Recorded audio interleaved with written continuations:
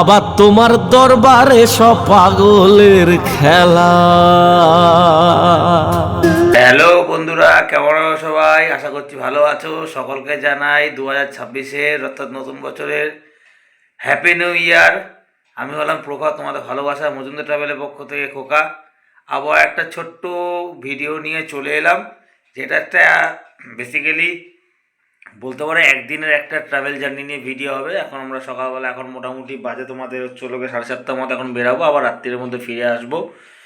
তো পুরো ফ্যামিলি কেন্দ্রিক ট্যুর হচ্ছে। মাছে ভাতে বাঙালি, ভালো থাকি ভালো রাখি, তার পাশাপাশি ভালো ঘুরি, চা ঘুরি, সবটাই তোমাদের সঙ্গে শেয়ার করি। সেখানে গোটা ফ্যামিলি আমাদের আজকে যাওয়া হচ্ছে কলকাতা থেকে প্রায় নিয়ার অ্যাবাউট 136 কিলোমিটার দূরে মায়াপুর ইসকন। তোমরা সকলেই কম বেশি জানো। তো কিভাবে যাচ্ছি, কত কি খরচ হচ্ছে, কোথায় কী খাওয়া দাওয়া করবো, সমস্ত কিছু ইচ অ্যান্ড এভরিথিং এই ভিডিওর মধ্যে আমরা তুলে ধরার চেষ্টা করব। স্কিপ না করে দেখো। ইন ফিউচার যারা যাবে তাদের প্রত্যেকেরই সহযোগিতা হবে, হেল্প হবে। তো চলো, মোটামুটি রেডি হয়ে গেছি, দেখতেই পাচ্ছ ফ্যামিলি বাকি মেম্বাররা আসছে, রেডি হয়ে বেরাই। দেন রাস্তায় যেতে যেতে সম্পূর্ণ জার্নিটা তোমাদের সামনে আস্তে আস্তে তুলে ধরবো। বাপরে বাপ, কি ঠান্ডা রে বাবা! দেখে মনে হচ্ছে শহর কলকাতার এখনো ঘুমই ভাঙেনি।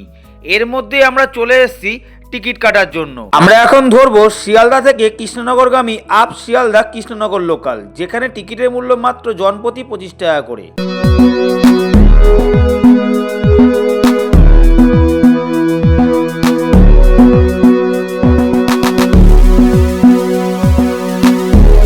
আমরা এইমাত্র এখন 3 ঘন্টার রাস্তা অতিক্রম করে সবে এসে পৌঁছালাম কৃষ্ণনগর সিটি জংশন স্টেশনে। আমরা এখন কৃষ্ণনগর স্টেশনের বাইরে থেকে অটো ধরবো নবদ্বীপ ঘাটের উদ্দেশ্যে।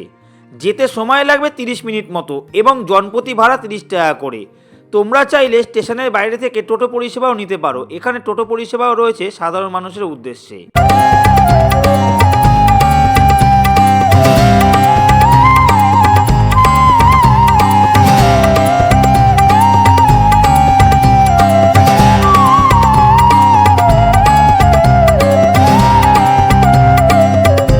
আমরা এখন সবেমাত্র এসে পৌঁছালাম নবদ্বীপ ঘাটে। গঙ্গার এই পারে নবদ্বীপ ঘাটের অ্যাকচুয়াল নাম হলো স্বরূপগঞ্জ ঘাট, ওই পারটা হলো নবদ্বীপ ঘাট।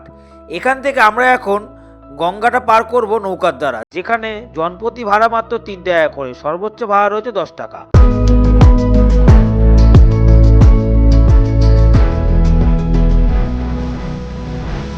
এই ফেরিঘাটের নৌকা পরিষেবা প্রত্যেক দিনই খোলা থাকে, সকাল 5টা থেকে রাত্রির 11টা পর্যন্ত, তাও আবার সর্বসাধারণেরই উদ্দেশ্যে।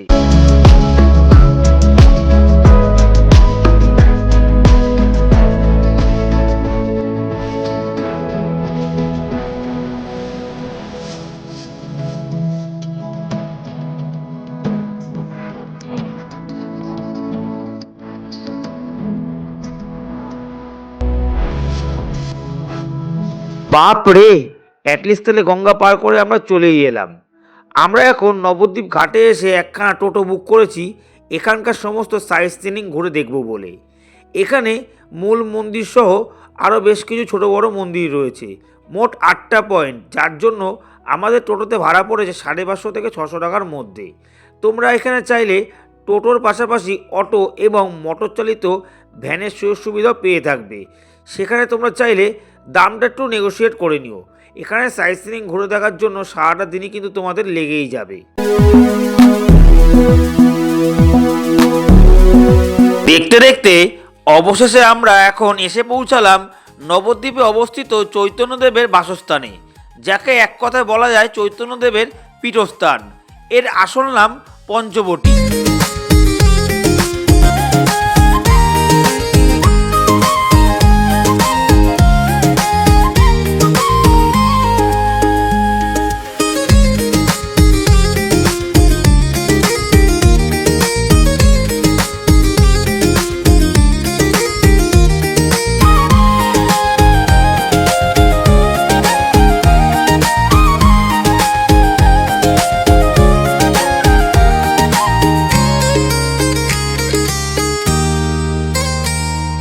এই পঞ্চবটির ভিতরে রয়েছে বেশ কিছু ছোট বড় মন্দির এবং এর পাশাপাশি রয়েছে বেশ কিছু ছোট বড় দ্রব্য সামগ্রীর দোকানও। চাইলে সেখান থেকে কিছু জিনিস ক্রয় করা যেতেই পারে।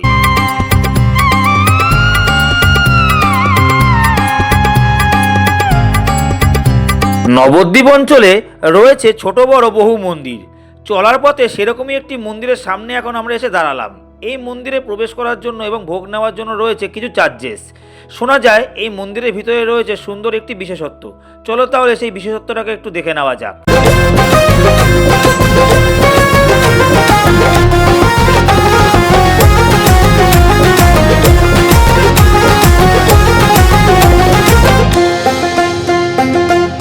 মন্দিরটির ভিতরে এত সুন্দর করে সাজানো যে এক কথায় কোনো ভাষায় প্রকাশ করা যাবে না। এখানে রয়েছে বিভিন্ন ধরনের সুযোগ সুবিধা, মহিলাদের টয়লেট, বয়স্কদের হুইল চেয়ারের ব্যবস্থা প্রভৃতি। আপনারা চাইলে এখানে রাত্রি যাপনও করতে পারেন এবং এখানে বিভিন্ন দামের বিভিন্ন ধরনের প্রসাদও কিন্তু বিক্রয় করা হয়।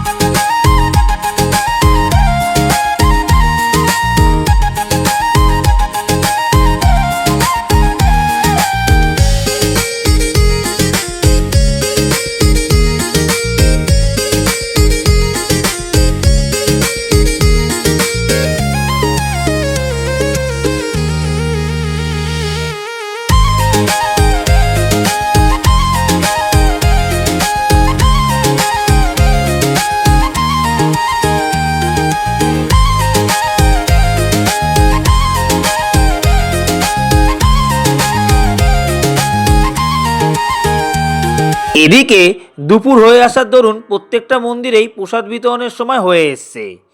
প্রত্যেকটা মন্দিরই এখানে প্রায় দুপুর 12টা থেকে বিকেল 4টে পর্যন্ত প্রত্যেক দিনই জনসাধারণের উদ্দেশ্যে বন্ধ থাকে। আমাদের এখন খিদে না পাওয়ার জন্য আমরা দাঁড়ালাম না, তাই আমরা পরবর্তী মন্দির ঘুরে দেখার উদ্দেশ্যে বেরিয়ে পড়লাম। চলার পথে অনেকক্ষণ ধরেই একটা জিনিস নোটিস করছি, নবদ্বীপ হোক বা মায়াপুর, এখানে মন্দিরের পাশাপাশি বাইরেও কম দামি থেকে বেশি দামি প্রচুর হোটেল রয়েছে। আপনারা চাইলে শুধু মন্দির নয়, বাইরেও যে কোনো জায়গাতে রাত্রি যাপন করতেই পারেন। বেশ কিছুটা রাস্তা অতিক্রম করে আমরা এখন এসে পৌঁছালাম কয়েকটা মন্দিরের সামনে। এখানে দেখা যাচ্ছে সবকটা মন্দিরই প্রায় পাশাপাশি অবস্থিত এবং প্রত্যেকটা মন্দিরে ঢোকার জন্য রয়েছে প্রবেশ মূল্য। এই মন্দিরে ঢুকে আমরা কিছুটা অবাক, সামনে দেখতে পেলাম সেই সোনার গৌরাঙ্গ। যেন এই এক আমাদের কাছে অবিশ্বাস্য ঘটনার সম্মুখীন আমরা হয়ে উঠলাম।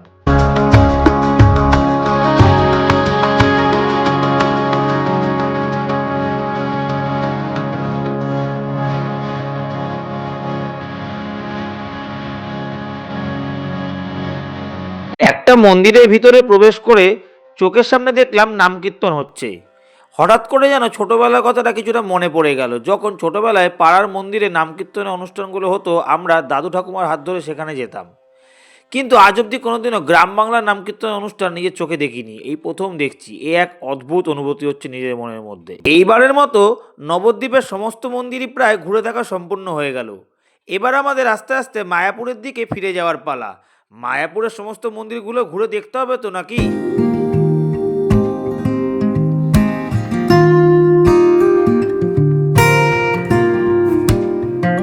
দেখতে দেখতে দুপুর গড়িয়ে বিকেল হতে চলল। সত্যি কথা বলতে আমাদের অনেকক্ষণ ধরেই খিদে পেয়েছিল, কিন্তু নবদ্বীপে সেরকমভাবে মন মতো কোনো খাবারের দোকান পাচ্ছিলামই না। তাই আমরা গঙ্গা পার করে চলে এলাম মায়াপুরে। এসে দেখছি এখানেও মন মতো খাবার পাচ্ছি না। একটা দোকান থেকে বসে পড়লাম দুপুরে লাঞ্চ করতে। এখানে আমরা ডিম থালি নিয়েছি, মাথাপিছু 80 টাকা করে। গল্প করতে করতে আমাদের দুপুরের খাওয়া দাওয়াটা সকলের শেষ হয়ে গেল। এবার আমাদের পরবর্তী গন্তব্য মায়াপুরের ইস্কন মন্দির। ফেরিঘাট থেকে তোমরা পেয়ে যাবে টোটো এবং বাসের সুযোগ সুবিধা। যাতেই যাও না কেন মাথাপিছু খরচ পড়বে মোটামুটি 50 থেকে 60 টাকা করে। এছাড়াও চলার পথে রাস্তার দুদিকে বেশ কিছু নাম না জানা মন্দিরও পড়বে, চাইলে তোমরা সেগুলো দেখে নিতে পারো।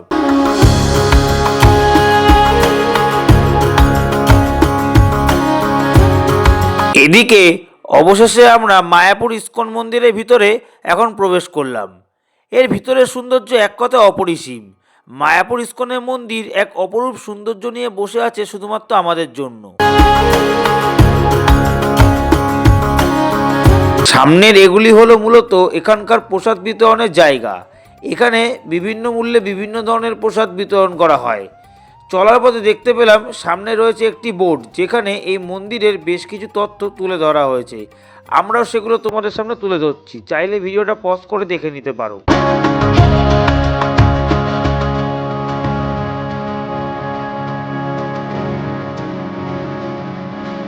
মন্দিরের ভিতরে প্রবেশ করে আমরা জানতে পারলাম এই মন্দিরের ভিতরের মূল মন্দিরে জুতো পরে কিন্তু আমরা প্রবেশ করতে পারবো না। শুধু তাই নয়, সেখানে আমরা মোবাইল ফোনও কিন্তু নিয়ে যেতে পারবো না।